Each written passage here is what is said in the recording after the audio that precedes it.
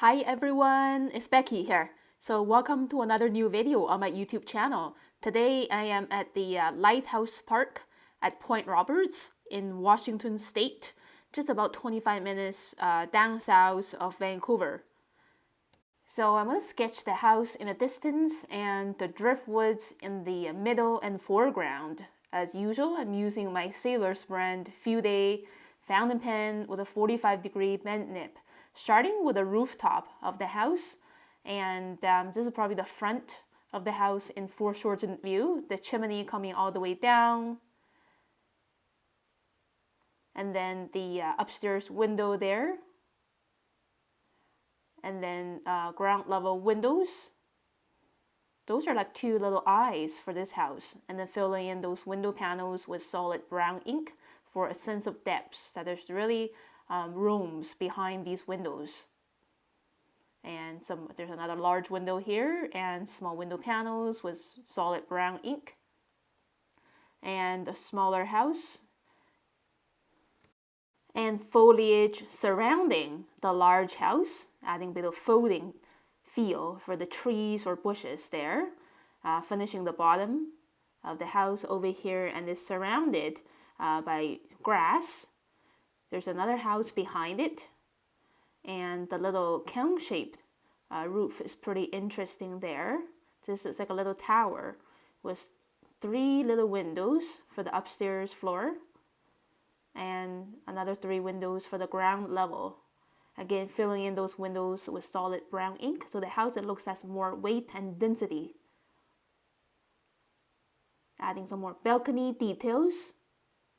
Just simplifying the house structures into simple shapes of squares, rectangles. Windows are mostly skinny rectangles and squares.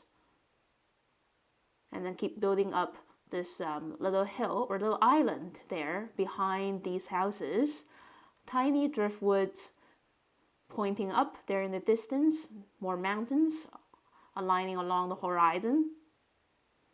Adding a bit of foliage texture for the island in the distance. Using these organic squiggly lines. And adding some final bit of minor details for the exterior of the house, which may not be necessary. And now I am adding the piles of driftwoods in the middle ground in front of these houses. Yeah, so these driftwoods have a pretty strong sense of perspective, leading the viewer into the central focus of this sketch. So these ones are laying pretty much horizontally.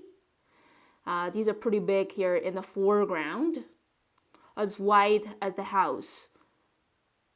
So in reality, the house is much wider than these single driftwoods. And then these ones here, closer to me in the foreground, they look even longer and thicker.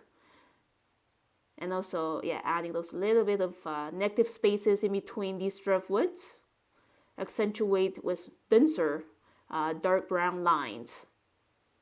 Yeah, just filling these gaps with thicker brown lines, just so to give a sense of large gaps. And for the foreground area, it's pretty important to be as the most detailed as possible. So these are rocks and pebbles and broken driftwoods in little chips. Just capturing the spirit of these small pieces using my impression, a little bit of memory. It doesn't have to be like a copy of what's really there, because it could take hours trying to copy those small details.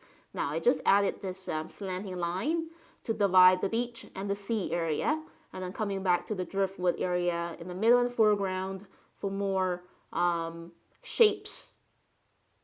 Yeah, so these ones here in the slight distance, the driftwoods, they look much smaller, more skinny, but still I want to separate them better with thicker lines in between the pieces. And then for the driftwoods in the middle and foreground, I want to add the grainy wooden texture on the outside using the gentle hand pressure and loose strands of lines and some smaller pieces of wood mixed with rocks and pebbles. And for these textural details, like the rocks and pebbles on the beach, you could just use your impression to get those very simple marks in. You don't have to try to copy. Now, adding these grainy texture for the driftwoods in the foreground, and then accentuate the gaps in between. Some final bits of details of small wooden chips and rocks and pebbles, a little bit of lapping water for the sea, accentuate the edge of the beach and the sea. Alright, so now I'm ready to paint watercolors, starting with the sky as usual, just wetting it with clear water and then punching on these streaks of diluted yellow ochre and also a little bit of orange because it's late in the afternoon and I see some orangey tone closer to the horizon, and also putting on the nice strong glaze of yellow ochre mixed with a little bit orange for the driftwoods as well as the rest of the beach. So later in the afternoon, everything under the sun, they're kind of illuminated by a really warm yellow glow. And then cerulean blue with a little bit green mixed in for turquoise color for most part of the sky. The higher part of the sky is cobalt blue with a bit of cerulean, a deeper tone. So I always love to create a transition of blue values for my sky rather than painting a solid blue. Now adding another layer for the foliage. It's a diluted hooker screen with a little bit of yellow ochre for warm sunny glow of yellow green. Yeah, a bit of orange for the grass surrounding the house. Orange mixed with burnt sienna. And then wet a bit of sepia on the bottom parts of these driftwoods for a sense of three-dimensionality with a sense of shading. Yeah, so the bottom half of most of these driftwoods is a darker tone or value of brown or sepia. I'm also punching on a little bit of leftover green for the stain of seaweed on the beach there in between the driftwoods. And then some more golden color for the beach, a mix of orange and a little bit burnt sienna. And now it's time to use a warmer brown, which is burnt sienna mixed with a bit of orange for the rooftop. And the other house behind had a nice cerulean colored rooftop. Okay, and now I'm mixing a deeper shade for the foliage surrounding the houses, which is hooker's green, mixed in with a bit of burnt sienna to create a shade color for green, even darker right around the edges of the houses, just to push the houses stronger out of the paper surface. For the mountain, I use a leftover blue. And now it's time to paint more layers for the sea. And this is a mix of cerulean and a little bit of cobalt, mixing in a bit of lime green for tropical feel, the warm day. And shading under the roofs a little bit using a dark brown, which is cobalt blue mixed with burnt sienna. Yeah, just for a little bit on the exteriors of these houses, as well as the driftwoods over here. Again, I'm mixing burnt sienna with a little bit of cobalt blue to get a darker sepia for the bottom half of most of these driftwoods, especially these large ones in the foreground, to accentuate their three-dimensionality. Yeah, and for these ones as well. So the more cobalt blue you mix into your burnt sienna, the darker the brown shade is. Yeah, even darker on the very bottom of these driftwoods. And then grabbing some leftover green just to get some stain of seaweed tumbling with these rocks and pebbles.